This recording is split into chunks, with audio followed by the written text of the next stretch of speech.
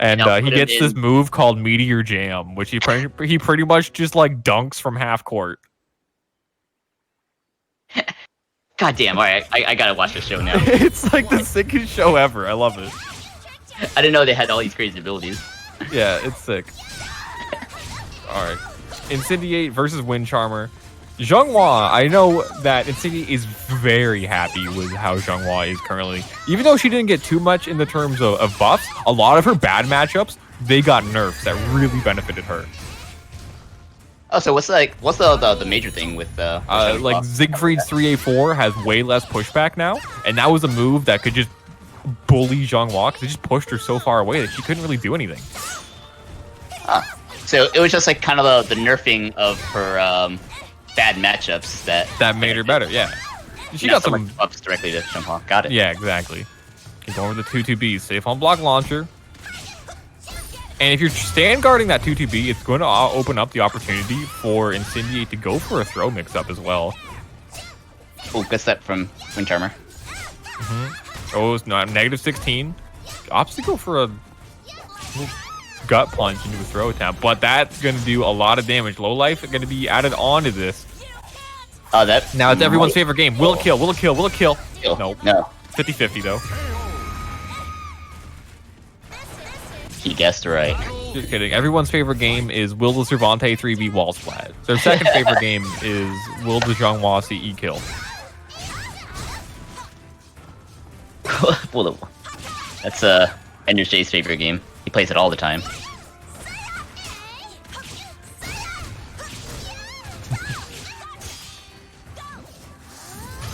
Pop soul attack. Wow, it had enough range to get it.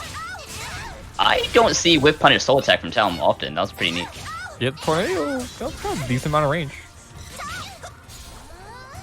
Yeah, and it's like, okay. Wow, great delayed CE. Catches the Wind Charmer transition. And again, fit the 50-50. Stance cancel into the low. Wow, that was toxic. Oh yeah, and just kind of like freak him out, make him second guess himself, and then go low.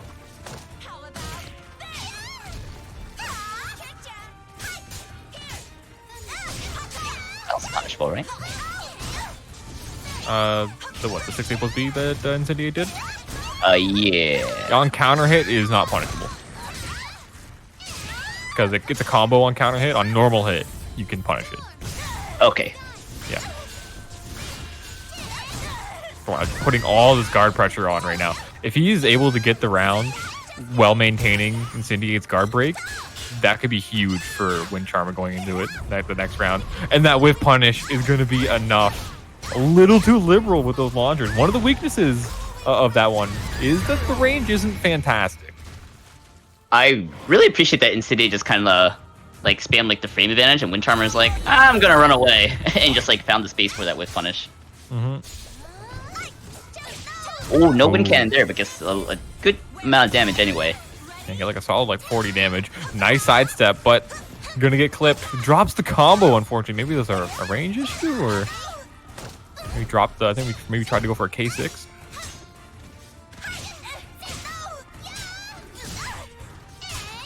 A lot of momentum coming from Wind Charmer. Incendiate trying to fight back, trying to regain the momentum, but Wind Charmer always ahead of Incendiate. A lot of good reactions favoring Wind Charmer, and that is enough for him taking game one. Yeah, that 6-6A+B. I think even if Incendiate had blocked that 6-6A+B, it either would have broken guard or would have been able to at least put it Incendiate in a situation where his guard was going to break. Yeah, that was practically a checkmate situation for Wind Charmer. Yeah, and the wall splat was just the icing on the cake for Wind Charmer in that situation. Alright, so when this character does the half-court slam dunk, does the anime have like shots of like audience being like, whoa, that was cool? Yeah. Okay. And also that same character has this ability called Primal Instincts. Fuck you. Where apparently, where he essentially just has like ultimate defense and you can't come into his area without just getting stuffed. Wait, are you saying Dragon Ball ripped off the basketball anime with Ultra Instinct? Yes, they did. They ripped off a basketball anime because like you can't try and like go for any sort of shot. You have to only go for 3-pointers against them. Dude, I would love that ability to just have ultimate defense. It'd be like a real life soul charge. Wow, look at this, all this damage coming from Wind Charmer and getting the corner pressure. I don't see Incendiate coming out of this, especially when he has no access to ring outs. So yeah, and Ivy was considered to be a pretty big loser of this patch, receiving some big nerfs to things like her Christmas tree. Now pulls herself into you and is -14, so punishable at every single range of it.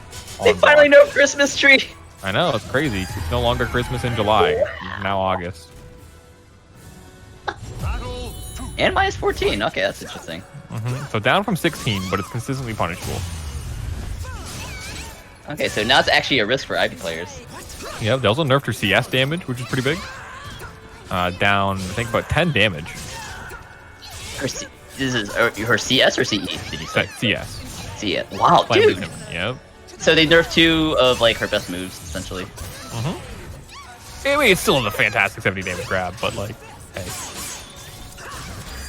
Go! Okay, Wow. that's cool. Snipes out of the air. Ivy licks Wind Charmer out of the air, trying to go in that Wind Salt animation. Incendiate had other plans for him.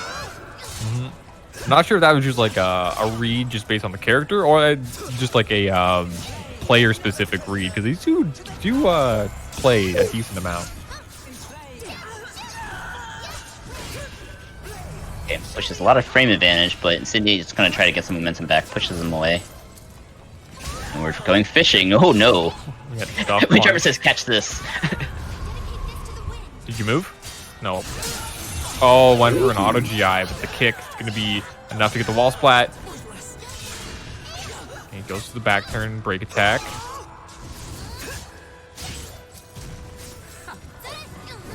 What fantastic movement from Incendiate. That was like one of the most clean movement outplays I've ever seen in my entire life. Like, there's no way. I want to watch that sequence again. Went for like the low grab, cancels it, backs away, sidesteps, gets the 2-2A whiff punish. That was just absolute clean movement. Clean movement, tactical positioning. Very smart stuff from Incendiate. And now Wind Charmer has the ring edge pressure, but we've seen what happened when he was trying to fight at the ring edge to... okay,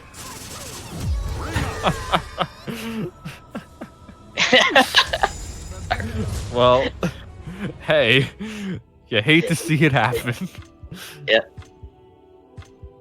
Sometimes things just speak for themselves. Really unfortunate for Wind Charmer, but we still got game 3, so... And I wonder if I wonder if Wind Charmer's gonna switch characters. I don't think he will. No, I'm gonna stick with Talim. Different costume. That's the power up needed. Different costume. It's like the Dreamcast logo or something. Alright, game 3 and this stage, was this the forest one? Did I see that preview correctly? No, it's the same. No, this is Astral Chaos. Much less of a forest. Way less wildlife. Yeah, it's more of a kind of like a big burning void space of forest. Spaceless or lots of space? I guess it's lots of space. Yeah.